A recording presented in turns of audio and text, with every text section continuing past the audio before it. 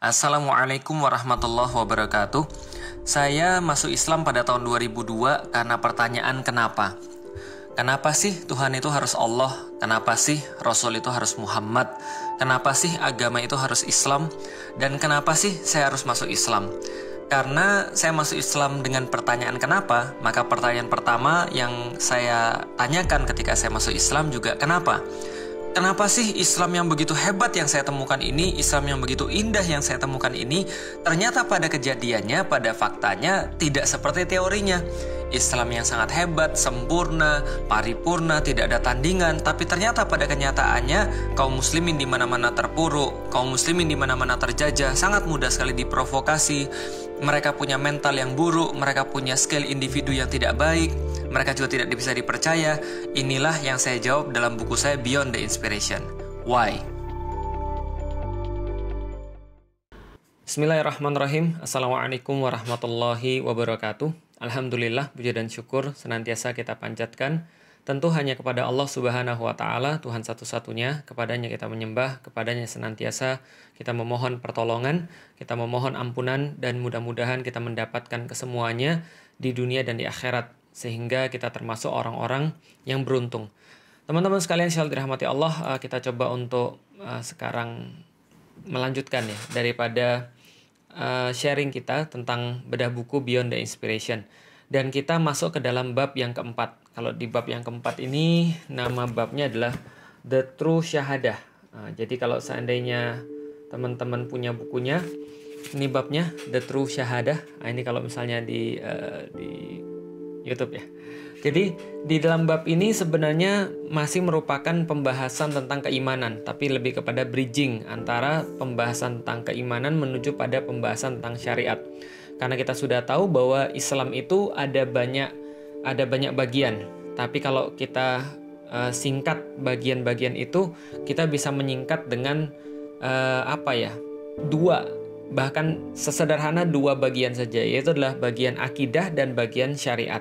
Yaitu adalah bagian keyakinan dan bagian syariat, yaitu adalah bagian pengamalan. Kalau misalnya kita mau bagi lagi lebih banyak lagi, ada 3 biasanya, yaitu adalah bab akidah, bab syariat, dan bab akhlak. Kalau seandainya mau disesuaikan dengan surat Ibrahim ayat ke-24 sebagaimana yang sering kita bacakan. Allah berfirman, kaifa daraballahu mathalan kalimatan thayyibatan ka syajaratin thayyibah.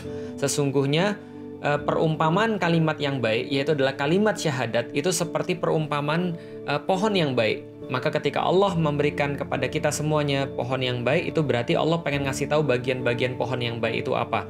Dan Allah sudah menyampaikan pohon yang baik itu ada 3 bagian. Pertama adalah asluha sabitun, yang kedua adalah wa far'uha fis sama', yang ketiga adalah tu'ti ukulaha kulahinim biizni rabbiha. Yang pertama adalah akar yang kuat, yang kedua adalah pokok atau cabang-cabang yang mengarah ke udara, dan yang ketiga adalah buah-buahan yang bisa dinikmati setiap waktunya.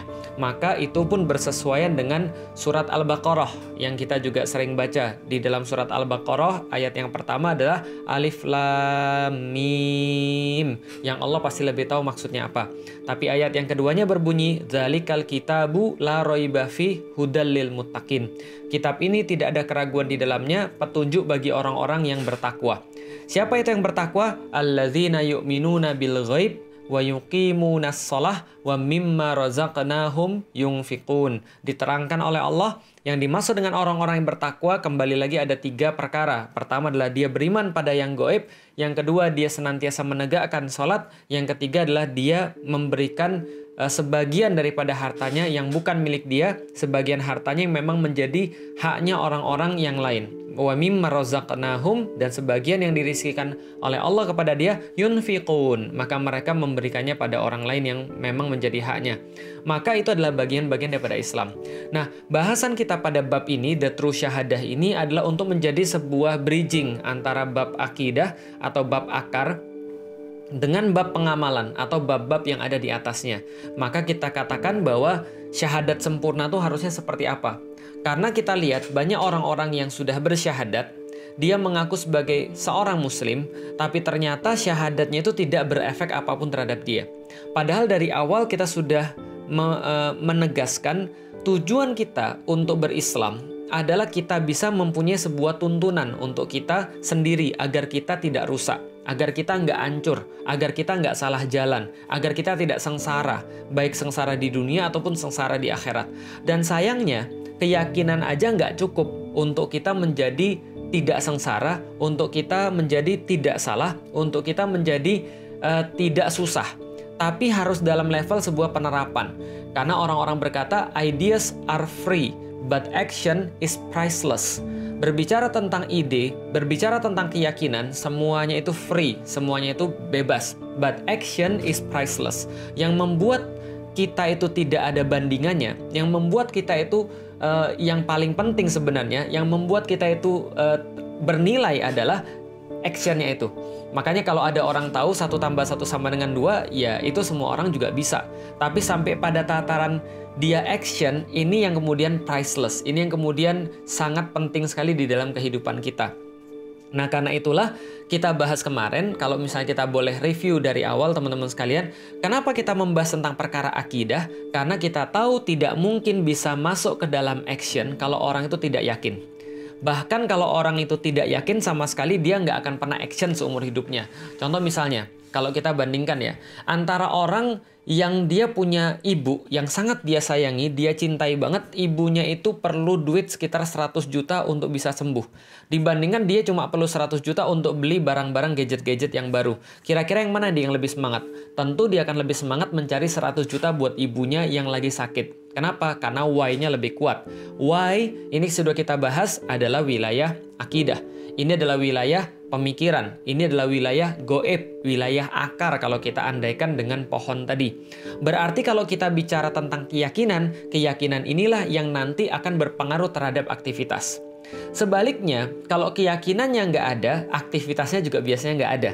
Maka orang-orang malas itu bisa jadi dia tidak ada motivasi atau tidak ada keyakinan, atau yang kedua, dia nggak tahu caranya. Tapi kebanyakan orang malas itu karena dia tidak tahu why, kenapa saya harus melakukan ini. Contohnya di dalam Islam, ada orang muslim tapi dia nggak mau sholat. Ini berarti ada masalah dengan why-nya. Ketika dia muslim tapi dia nggak mau misalnya melakukan perintah-perintah Allah, berarti ini ada yang salah pada why-nya. Ketika dia muslim tapi ketika orang muslim ngomong tentang syariat, dia ngegas. Ada orang lain ngomong tentang komunisme, dia malah baik-baik saja, dia malah santai-santai aja. Nah, ini ada permasalahan pada why, pada akidahnya. Nah, yang kita ingin bahas pada hari ini teman-teman sekalian adalah setelah kita punya keyakinan, bagaimana ini bisa disambungkan pada satu aktivitas. Karena yang menyebabkan seseorang menjadi muslim itu bukan hanya keyakinan, tapi juga aktivitasnya. Walaupun betul ketika seseorang sudah bersyahadat, maka otomatis dia jadi seorang muslim. Tapi sesempurnanya dia menjadi seorang muslim itu ditandai dengan aktivitas. Maka Rasulullah SAW itu mengingatkan kepada kita bahwasanya ketika seseorang sudah bersyahadat, memang dia sudah menjadi seorang muslim. Tapi Rasulullah mengingatkan, al-muslimu man salimal muslimun min lisanih wal yadih. Seorang muslim itu akan menjadi seorang muslim yang sempurna apabila dia sudah bisa untuk melindungi orang yang lain, melindungi muslim yang lain daripada lisan dan daripada kejahatan tangannya. Kalau zaman sekarang kita mikir kalau lisan doang mungkin bisa dijaga, tapi kenapa tangan itu kemudian juga dijaga? Ya, karena bisa jadi dia mukul orang, bisa jadi dia menyakiti orang, ngambil hak orang, itu kan dengan tangannya kebanyakan. Atau zaman sekarang dia ngetik komen-komen negatif. Nah, itu adalah termasuk tidak menyelamatkan kehormatan muslim yang lain. Maka kita ulangi lagi bahwa seorang muslim akan menjadi seorang muslim yang sempurna apabila dia bisa mengejawantahkan, mau bahas apa lagi itu, bisa untuk menjadikan keyakinannya untuk diekspresikan dalam bentuk perbuatan atau dalam bentuk amal. Inilah seorang muslim dan inilah yang pengen kita bahas. Karena kalau tidak dia yakin, kalau dia sudah yakin tapi tidak berefek pada perbuatan-perbuatannya, ini masih belum sempurna. Nah, kalau gitu teman-teman sekalian coba kita lihat. Banyak di Indonesia, banyak di negeri-negeri kaum muslimin, bahkan dimanapun kita lihat, orang-orang yang sudah muslim tapi ternyata tidak perform sebagai manusia. Dan kadang-kadang orang malah bilang, lihat tuh negeri-negeri yang bukan muslim. Kayak Jepang, mereka kok bisa lebih antri daripada kita. Mereka kok bisa lebih rapih daripada kita. Mereka kok bisa lebih rajin daripada kita. Pernah dengar kayak gitu? Pernah. kita lihat lagi misalnya sebaliknya. Saya sendiri kadang sering ngeluh. Contoh misalnya ketika saya pergi umroh misalnya. Ketika saya pergi umroh atau teman-teman yang pernah pergi umroh dan pergi ke Eropa misalnya. Dibandingkan antara negeri kaum muslimin, misalnya pas kita pergi umroh dengan negeri-negeri di Eropa. Kira-kira imigrasinya lebih profesional yang mana? Gitu kan ya. Jelas lebih profesional orang-orang yang ada di Eropa sekarang. Dan orang-orang jadi bertanya. Jadi sebenarnya mereka itu muslim dan teorinya keren, teorinya bagus, tapi kok nggak bisa diimplementasikan? Tapi kok nggak bisa dipraktekkan? Sementara orang-orang yang bukan muslim, yang kita bilang nggak punya akidah, ternyata mereka lebih bisa mempraktekkan tentang kejujuran, tentang kerja keras, tentang keramahan, tentang kepedulian, dan seterusnya. Nah, ini ada masalahnya di mana? Karena kalau seandainya mereka itu benar-benar yakin dengan Islam, harusnya ini berefek pada perbuatan. Nah, ini yang mau kita bahas sebagai the true syahadah. Apa kemudian goals daripada pembahasan daripada true syahadah ini? Kita menjadi tahu bahwa orang muslim itu yang dinamakan muslim yang sempurna adalah yang bisa mengekspresikan keyakinannya untuk bisa mempengaruhi kehidupan dia.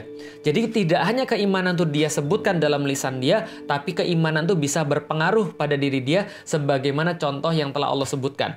Bahwa asluha tsabitun, kalau seandainya akarnya sudah kuat, maka harusnya wa far'uha fis sama. Maka itu bisa menjadi sebuah jalan bagi dia untuk menumbuhkan cabang-cabang yang mengarah ke udara.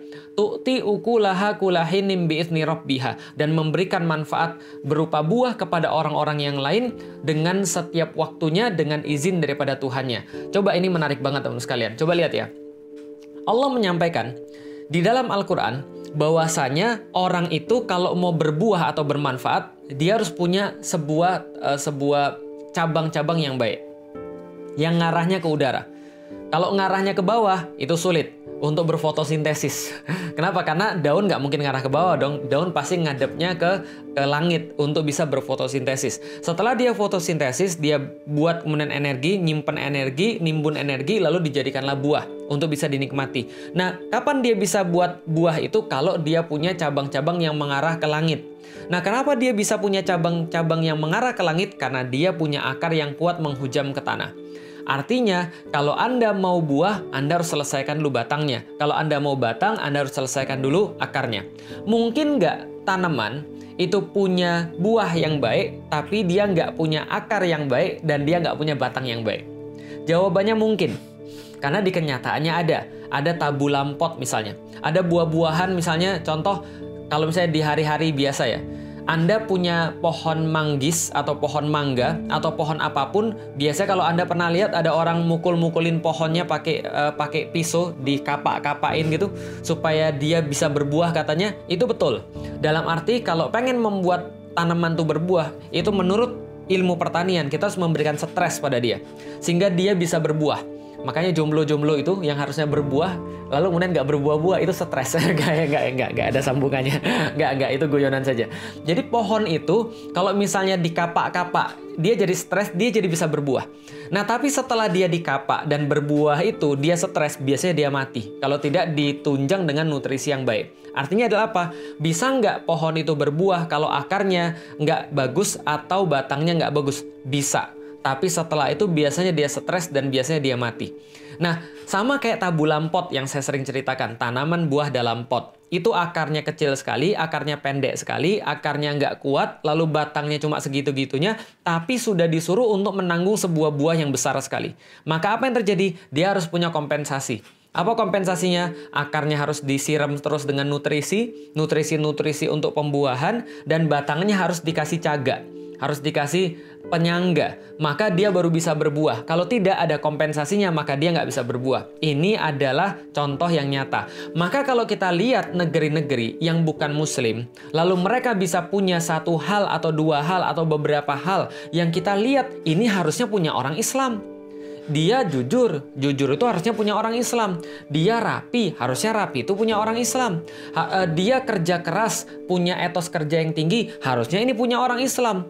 Kenapa kemudian mereka bisa punya padahal akidahnya bukan Islam? Pasti ada kompensasi yang lain. Misal contoh nyata, Jepang. Itu sangat rapi, sangat bersih, sangat keren dalam hal disiplinnya. Tapi mereka nggak punya akidah, mereka nggak punya akar, maka ada kompensasinya. Apa kompensasinya? Permasalahan-permasalahan budaya. Permasalahan-permasalahan sosial, ada hikikomori di sana, orang-orang asosial yang kerjaannya main game, nikah sama bantal, lalu kemudian tidak mau makan, tidak mau bersosialisasi dan segala macamnya. Mereka nggak mau punya anak, maka populasi mereka menyusut. Apalagi misalnya pornografi sangat luar biasa. Itu salah satu contoh daripada ketika mereka mau baik, tapi mereka mengorbankan yang lain. Tapi bisa nggak? Bisa. Nah, tapi pertanyaannya kebalik. Kenapa orang-orang Muslim ketika dia punya teori yang bagus, tapi tidak sampai seperti itu? Padahal harusnya dan sejarahnya begitu. Coba lihat orang-orang Arab. Orang-orang Jazirah Arab sebelum Muslim itu nggak bisa menyaingi peradaban siapapun. Tapi begitu diinstal Islam, dia langsung jadi yang terbaik. Maka murid-murid Rasulullah itu, para sahabat Rasulullah yang mereka dibinanya cuma di Masjid Nabawi, yang jelas kalah bila dibandingkan sekolah-sekolah Persia atau sekolah-sekolah Romawi, mereka kalah jauh dibandingkan dengan Romawi dan Persia dalam start peradaban, tapi mereka bisa mengungguli Romawi dan Persia. Kenapa? Karena mereka diinstal oleh Al-Quran. Maka coba lihat apa yang terjadi pada mereka setelah mereka punya akidah. Yang terjadi adalah mereka jadi ahli dalam bidang astronomi, mereka jadi paling ahli dalam bidang sejarah, mereka jadi paling ahli dalam bidang pendidikan, mereka jadi paling ahli di bidang teknologi, mereka jadi paling ahli di bidang kedokteran, dan seterusnya. Sampai-sampai ada kemudian pembahasan world without Islam. Bagaimana dunia kalau tanpa Islam? Ya hampir nggak ada yang melanjutkan peradaban-peradaban yang dibangun sebelumnya. Hampir tidak ada yang melanjutkan pengetahuan-pengetahuan yang dibangun oleh Yunani.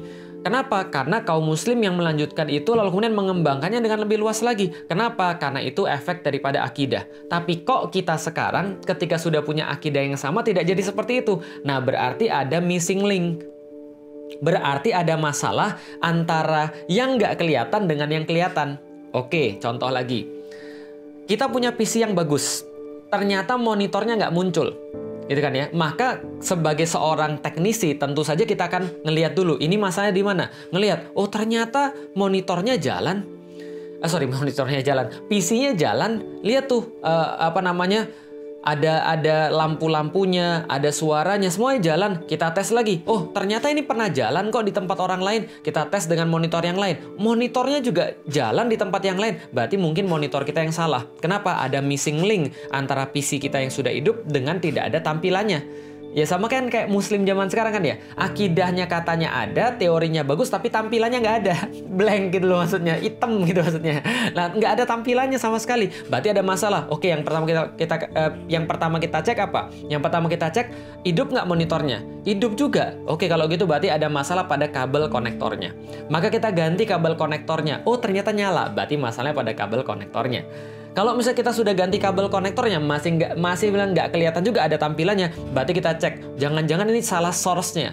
Kita klik, source-nya benar, nggak ada yang salah. Berarti salahnya di mana? Kita cari lagi salahnya di mana. Kenapa nggak bisa nyambung antara di sini dan di sini? Itu maksudnya kenapa kita bahas tentang the true syahadah. Itu maksudnya kenapa kita bahas tentang syahadat yang sempurna. Karena bisa jadi ada orang sudah memahami tentang masalah keimanan, dia sudah meyakini bahwa Tuhan itu pasti ada, dia sudah meyakini Tuhan itu namanya Allah, tapi somehow dia masih nggak bisa untuk menaati Allah. Padahal yang paling penting di dalam Islam adalah ketika Anda sudah meyakini bahwa Allah itu ada, Anda menjadikan Allah sebagai satu-satunya pemutus terhadap kehidupan Anda. Sebagaimana ketika Anda sakit, Anda datang ke dokter, maka Anda akan menaati setiap perintah dokternya berkaitan dengan diri Anda karena Anda mau sembuh. Nah, keinginan untuk sembuh itu adalah iman. Tapi penerapan apapun yang dikatakan oleh dokternya, itu amal. Makanya nggak semua orang pergi ke dokter, dokternya hebat, lantas dia sembuh. Nggak semua orang dia sudah beli obatnya lantas dia makan obatnya. Kenapa? Karena itulah memang masalahnya manusia. Selalu teori itu bisa lebih mudah daripada prakteknya. Jadi dari kemarin ketika Anda dari episode 1 sampai episode 26 itu semua bahasanya tentang masalah keimanan, bahasanya tentang masalah yang goib, masalah yang akar, itu Anda rasa itu adalah sulit, itu nggak lebih sulit daripada penerapannya. Berarti kalau gitu kita bahas penerapannya juga selama 26 episode, mungkin nggak sepanjang itu. Tapi untuk latihannya, tapi untuk menahannya itu nggak semudah itu. Bahkan itu adalah seorang ustadz sekalipun, bahkan itu adalah seorang syekh sekalipun, mereka nggak semudah itu bisa menahan yang namanya hawa nafsu. Contoh, kita sudah tahu yang ini halal, yang ini haram. Tapi apakah semuanya lantas bisa untuk mengambil yang halal dan meninggalkan yang haram? Belum tentu. Makanya ada syariat Allah yang mengatur kita gimana caranya untuk mendapatkan yang paling bagus dalam kehidupan kita. Kalau seandainya contoh kita kemarin adalah kalau kita dikasih kamera 500 juta, bagaimana cara menggunakannya? Nah, itu pasti bacanya di buku petunjuk. Pasti kita nyari tahu orang sudah punya kamera ini dan sudah apa karya yang dia hasilkan. Maka itulah namanya syariat. Jadi syariat adalah ketika kita sudah yakin dengan Allah, ketika kita sudah yakin bahwa kita ini ciptaan, kita yakin bahwa kita ini hidup di dunia untuk melakukan sesuatu something. Nah, somethingnya itu apa? Itu yang dijelaskan oleh syariat Islam. Nah, kalau gitu kita coba mulai sedikit teman-teman sekalian. Coba lihat teman-teman sekalian, kalau kita ibaratkan blok-blok Lego misalnya kan ya, maka kalau kita mau bangun lantai 2 itu harus lantai 1 dulu dong. Untuk bangun lantai 1 harus ada satu dasar yang kuat dulu dong, lantainya harus kemudian kuat dulu. Kan nggak mungkin kita bangunnya di air lantai satunya, pasti ada fondasi yang kuat. Fondasi itu adalah akidah. Nah, dari fondasi ini kita bahas logika-logika sehingga kita masuk kepada ketaatan pada syariat Allah. Yang penting bukan syariatnya, tapi yang penting adalah ketaatan pada syariat Allah. Karena syariat itu nanti bisa jadi berbeda-beda antara satu syekh dengan syekh yang lain. Atau keputusan hukum syariat. Itu bisa jadi berbeda antara satu madhab dan madhab yang lain. Tapi yang penting ketaatan pada syariat itu harus dibangun dulu logikanya. Jadi mudahnya begini. Anda itu nggak penting siapa yang ngajarin. Tapi yang penting adalah Anda tahu Anda harus belajar. Itu penting. Nah, maka kalau gitu kita coba mulai teman-teman sekalian. Ketika kita bahas tentang syahadat, ketika kita sudah meyakini bahwa Allah itu adalah Tuhan dan Islam adalah agama yang benar, dan kita sudah yakin tentang semua yang kita sudah bahas 26 episode kemarin, maka apa syahadat yang diucapkan? Syahadat yang diucapkan adalah asyhadu an la ilaha illallah wa asyhadu anna Muhammadar Rasulullah. Apa itu syahadat? Syahadat adalah pengakuan. Syahadat adalah sebuah testimoni kalau dalam bahasa Latin. Syahadat adalah sebuah penegasan. Itu adalah syahadah. Saya menyaksikan, saya menegaskan, saya menyatakan. Itu juga syahadat. Ada yang bilang, Ustadz, syahadah itu kan asal katanya kan dari bahasa Arab. Artinya adalah melihat. Bagaimana kita mengatakan bahwa asyhadu an la ilaha illallah, bahwa saya menyaksikan saya menyaksikan bahwa Allah adalah Tuhan saya, sementara kita nggak melihat. Oh, itu salah. Syahadat itu tidak selalu maknanya melihat, tapi menyaksikan. Menyaksikan itu kan nggak selalu harus kemudian melihat. Saksi itu artinya menguatkan satu fakta. Dan itu bisa dicapai melalui proses berpikir. Makanya kemarin kita sudah bahas. Oke, kalau gitu kita lihat. Apa kemudian arti asyhadu an la ilaha illallah wa asyhadu anna Muhammadar Rasulullah? Apa artinya? Saya bersaksi, tiada Tuhan selain Allah. Dan saya bersaksi bahwa Nabi Muhammad adalah utusan Allah. Itu jawaban anak-anak TK, SD, SMP, SMA yang biasanya dapat. Dan itu yang kita dapat kalau lagi ngeliatin teksnya azan. Pas asyhadu an la ilaha illallah, tulisan bawahnya, tiada Tuhan selain, saya bersaksi bahwa tiada Tuhan selain Allah. Itu kan tulisannya kan ya. Apakah benar artinya adalah tiada Tuhan selain Allah dan Nabi Muhammad adalah utusan Allah? Jawabannya adalah kurang tepat. Kok kurang tepat? Iya, wah Ustadz ngajarin rusak ini. Ini berarti berbeda dengan ulama-ulama. Sebentar, dengerin dulu. Kenapa saya jawab kurang tepat? Jadi gini ya, kurang tepat jawabannya tiada Tuhan selain Allah dan Nabi Muhammad adalah utusan Allah. Kenapa kurang tepat? Oke, kita bahas. Lihat baik-baik. Asyhadu artinya adalah saya bersaksi. Tidak ada keraguan, tidak ada kesalahan. Oke. An la ilaha illallah. Bahwasanya la ilah, tiada ilah, kita nggak usah artiin dulu, tiada ilah illallah, kecuali Allah. Di sini permasalahan kurang tepatnya. Kenapa permasalahannya di situ? Karena ilah itu artinya bukan Tuhan saja. Artinya ada sesuatu yang lain. Kenapa bisa gitu? Coba lihat. Nih, suatu hari teman-teman sekalian, ada seorang Quraisy diutus sama kaumnya untuk mendatangi Rasulullah Shallallahu Alaihi Wasallam ketika Rasulullah mau pergi untuk berhaji. Jadi pergi untuk berhaji, lalu kemudian sebelum nyampe ke Mekah, kira-kira beberapa belas kilometer dari Mekah, sudah hampir nyampe, padahal mereka sudah 15 hari berjalan, mereka di stop dan dipersekusi mudahnya. Mereka nggak boleh masuk ke Mekah, dan kemudian dikirimlah ahli negosiasi, namanya Suhail bin Amru. Suhail bin Amru ini orang yang sangat jenius sekali dalam hal negosiasi. Kepercayaan orang-orang Arab Quraisy. Diutuslah yang paling keren kepada Rasulullah SAW, kemudian disitulah diputuskan yang namanya perjanjian Hudaybiyah. Kita sudah tahu isinya sangat tidak adil sekali menurut para sahabat pada zaman itu, tapi Rasulullah tetap menerimanya. Kenapa? Karena Rasulullah punya strategi yang lain.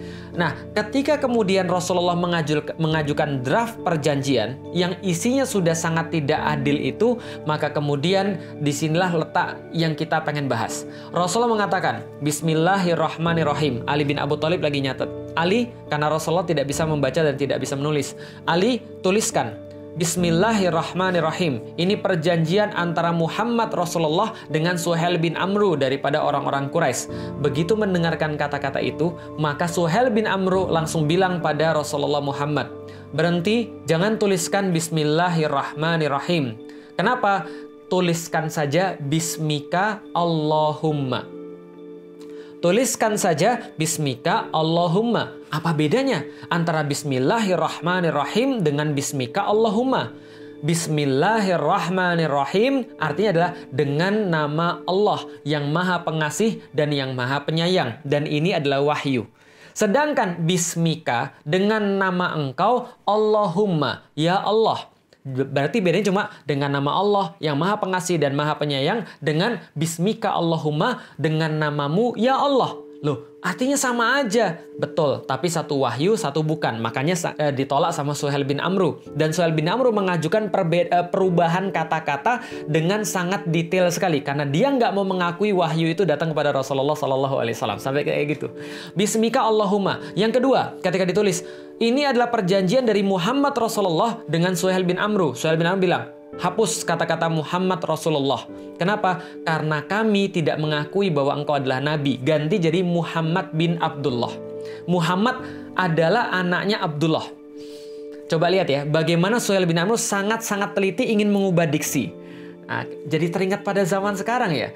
Sudah jelas-jelas, sudah selesai pembahasannya itu tentang Pancasila, tapi masih diajukan perubahan-perubahan. Untuk apa? Kayaknya ada maksud di situ. Nah, itu berarti sama detailnya dengan orang-orang kafir Quraisy gitu kan ya.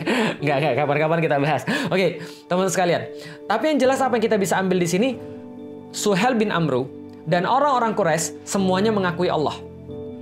Kenapa? Karena mereka cuma mengganti Bismillahirrahmanirrahim dari wahyu menjadi sesuatu yang lain. Bismika Allahumma. Tapi Allahnya sama.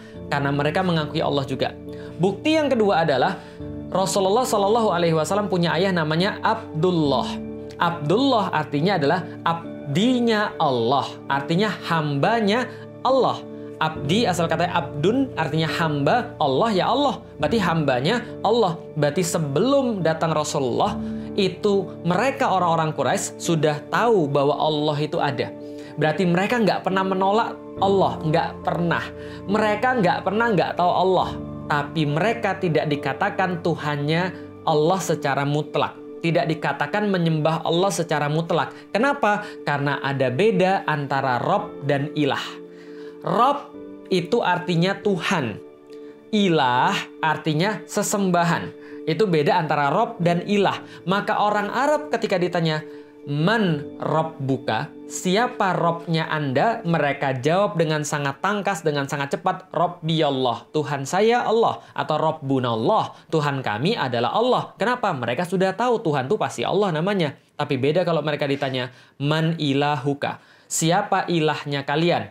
Maka mereka menjawab, Ilahi, Tuhan saya, ya Lata, Uzza, Manat, Hubal, dan segala macam. Atau ilahuna, siapa misalnya Tuhan-Tuhan mereka. Maka mereka nggak pernah menjawab Allah ketika ditanya ilah. Maka turunnya Islam itu dengan kata-kata La ilaha illallah. Bukan La robba illallah. Bukan pakai rob. tapi pakai ilah. Kenapa? Karena yang nggak diakui adalah ilahnya, bukan robnya. Lalu apa bedanya rob sama ilah? Itu yang nanti akan kita bahas dalam pembahasan ke depan. Mudah-mudahan bermanfaat teman-teman sekalian. Kita lanjutkan pada episode ke-28, karena ini 27, tentang pembahasan rob dan ilah dan bagaimana hubungannya dengan syahadat yang sempurna. Semoga bermanfaat. Kalau ada kebaikan, share pada yang lain. Mudah-mudahan teman-teman mendapatkan kebaikan dan doakan saya senantiasa dalam kebaikan pula. Assalamualaikum warahmatullahi wabarakatuh. Dadah.